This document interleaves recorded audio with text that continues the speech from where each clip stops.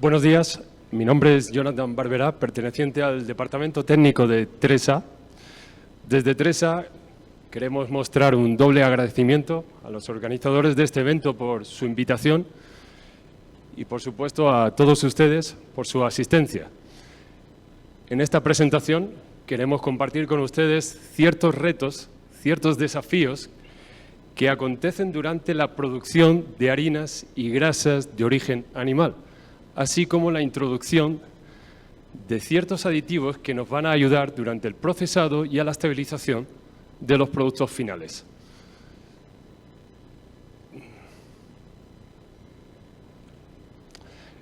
De forma muy esquemática, queremos compartir con ustedes los puntos que queremos abordar. Inicialmente presentaré de forma breve y concisa TRESA Antioxidants para, en un segundo plano, abordar todos los temas técnicos que pretendemos que sean de su interés.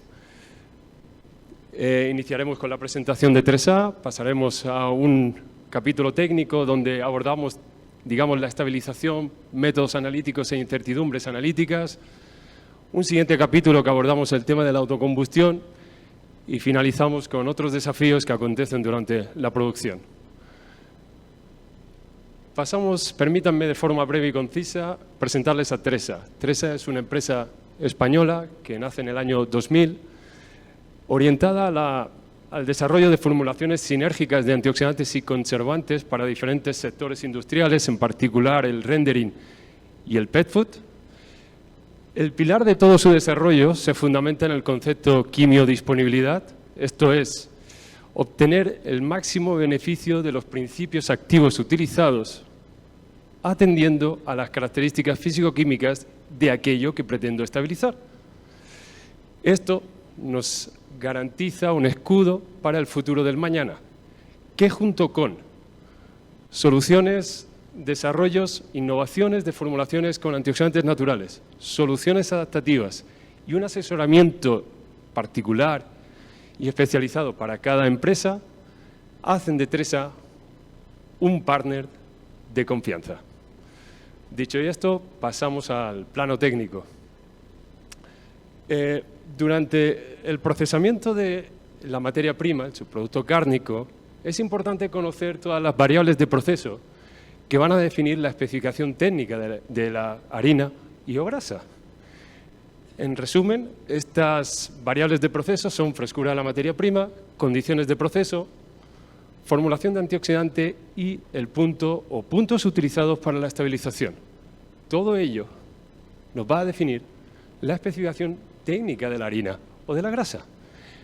Con respecto de la harina, nos define el nivel de proteína, ceniza, humedad, grasa, acidez y parámetros relacionados con la oxidación, índice de peróxidos, compuestos secundarios, residuales de antioxidantes y, por ende, la vida útil de la misma.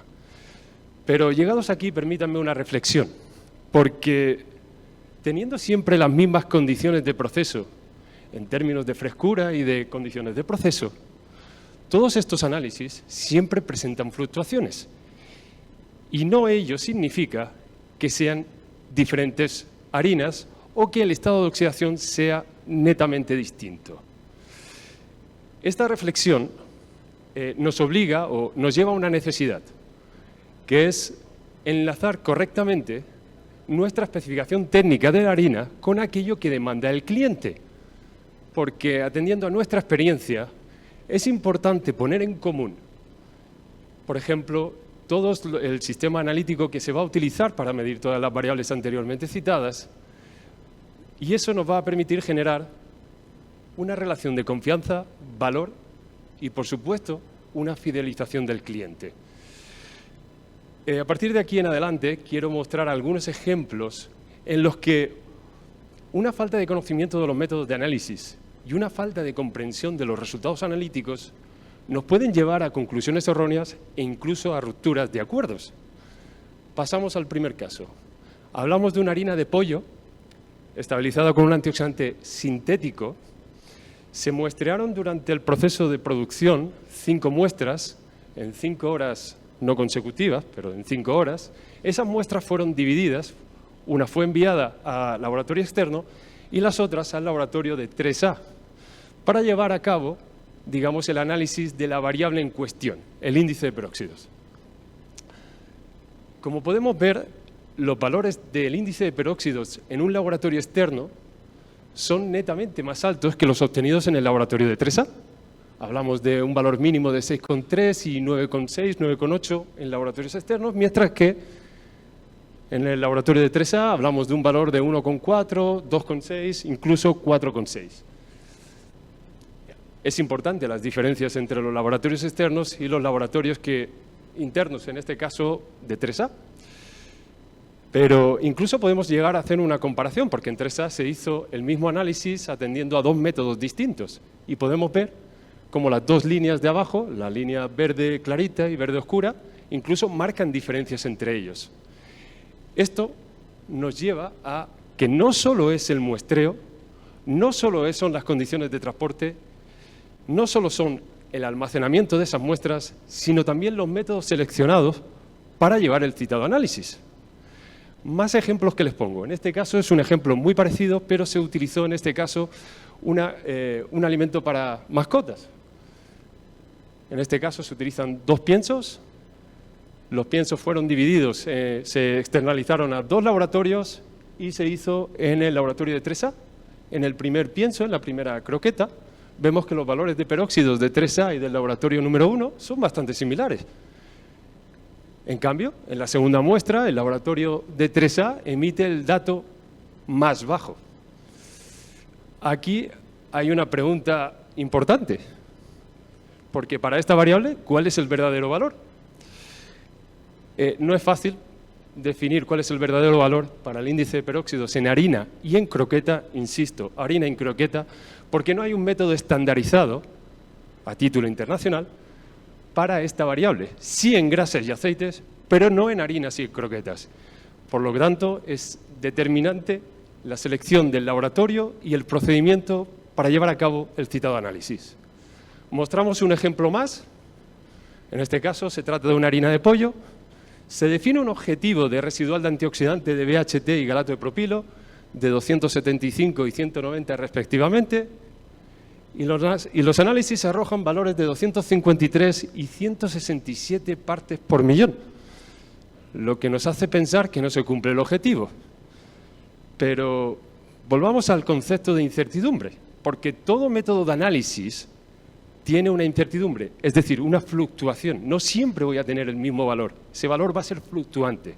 En concreto, para esta técnica de análisis, que fue HPLC, para determinar BHT y galato, las incertidumbres asociadas son del orden de entre el 15 y el 20% del valor detectado. Eso nos lleva a decir que el verdadero valor detectado oscila entre 215 y 291 para BHT y de 129 a 205 para galato de propilo. Por lo tanto, técnicamente, parece que se ha cumplido el objetivo. Pero permítanme una reflexión un poquito más allá. Esto debería estar soportado sobre un estudio más profundo estadístico, porque esto solo es una muestra. ¿De acuerdo? En resumen, es importante el conocimiento de los métodos analíticos de cada una de las variables.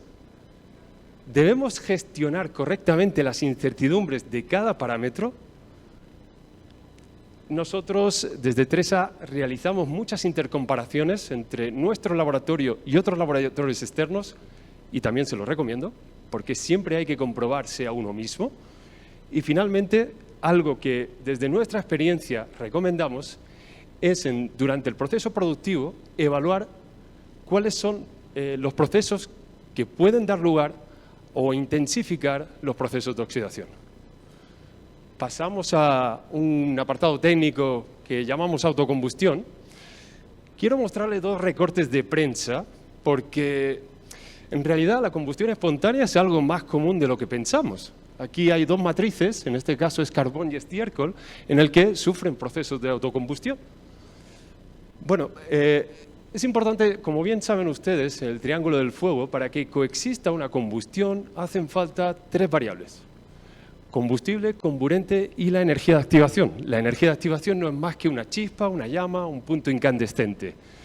Pero hay una excepción, que es la combustión espontánea. La combustión, esta se produce como consecuencia de un aumento de temperatura hasta alcanzar la temperatura de ignición. Y esto hace que la harina se combustione. Pero una pregunta, ¿cómo se produce y se propaga el calor? Efectivamente, el calor se produce dentro de la harina mediante las reacciones de oxidación, que son reacciones exotérmicas y, por tanto, se genera calor. Hay otro mecanismo, que son reacciones biológicas, que son reacciones típicas de un proceso fermentativo, ¿de acuerdo?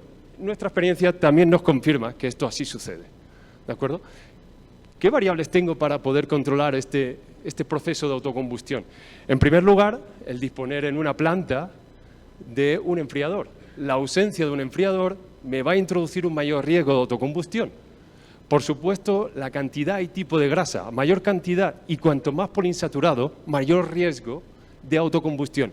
Por supuesto, el uso o no uso de antioxidantes, así como el tipo de antioxidante y la cantidad.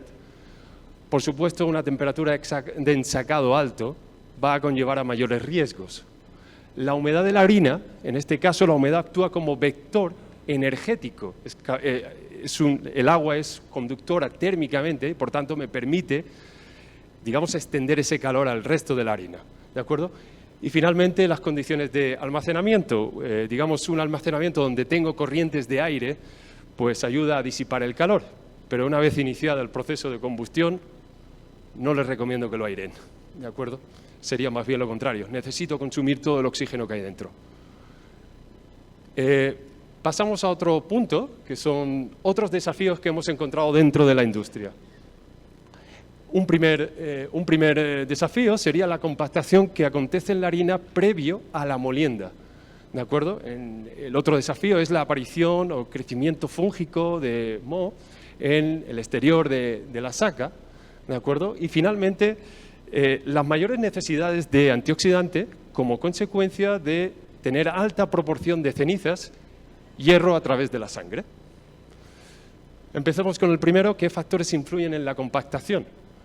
Una disminución de temperatura durante el proceso, previo a la entrada al molino, junto con un perfil de ácidos grasos cada vez más saturado, va a hacer que esa harina se compacte y, por tanto, tenga dificultades en entrar en el molino.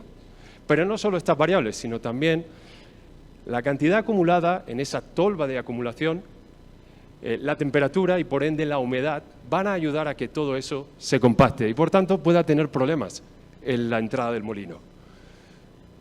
Por otro lado, ¿cuáles son los factores que influyen en el crecimiento fúngico del moho en una saca? El moho tiene unas necesidades básicas para su crecimiento y también tenemos unas condiciones ambientales durante el proceso. Esas condiciones no son más que nutrientes, oxígeno, una temperatura apropiada y una humedad apropiada. La temperatura de crecimiento de un hongo suele oscilar entre 25 y 28, 29 grados. Y cuanto más humedad relativa tenga, más cantidad de agua voy a tener. Además, las condiciones de un ensacado en caliente no favorecen, porque estoy, digamos, haciendo que la harina tenga cada vez más humedad. Además, esas condiciones ambientales de alta temperatura y humedad van a favorecer el crecimiento del moho. Pero ¿cuáles son las variables que nos permiten solucionarlo? Por supuesto, un enfriamiento de la harina pues, haría que tuviese menos humedad. Por otro lado, un control de las condiciones de almacenamiento en términos de temperatura y humedad relativa nos va a ayudar a evitar este caso. Y finalmente, pues, la pulverización de un antibacteriano, un antifúngico, para intentar alargar la vida útil y evitar este problema. Finalmente pasamos a los mayores requerimientos de antioxidante cuando la harina tiene alta proporción de cenizas y o hierro que procede de la sangre. Las cenizas contienen una alta proporción de minerales y dentro de esos minerales algunos de ellos son prooxidantes. En el caso de la sangre aportamos hierro, que como veremos ahora es una variable muy crítica porque me acelera la oxidación. Aquí les pongo un ejemplo. Es cierto que este ejemplo se hizo con aceite de pescado, pero es extrapolable a la harina cárnica. Cogimos un aceite de pescado, lo estabilizamos con una formulación de tocoferoles, alcanzándose una estabilidad de 12 horas. La misma formulación, el mismo aceite, estabilizado en las mismas condiciones, fue aditivado con 55 partes por millón de hierro. La estabilidad bajó a 3 horas. Esto quiere decir que el mismo antioxidante tiene una merma en rendimiento de un 70%. Por eso recomendamos que en casos de proteínas, harinas con alta proporción de cenizas, la contribución del antioxidante es clave. Por tanto, atendamos al diseño de ese antioxidante. ¿De acuerdo? Finalmente, voy a cerrar la presentación con 3 ideas muy básicas. Es importante tener conocimiento de los métodos analíticos y gestionar bien las incertidumbres. El control de la combustión espontánea, podemos utilizar 2 variables, como son antioxidantes y las otras variables de proceso. Y finalmente, una vigilancia de las condiciones ambientales y de proceso. Agradecerles su tiempo y cualquier pregunta, estoy a su entera disposición.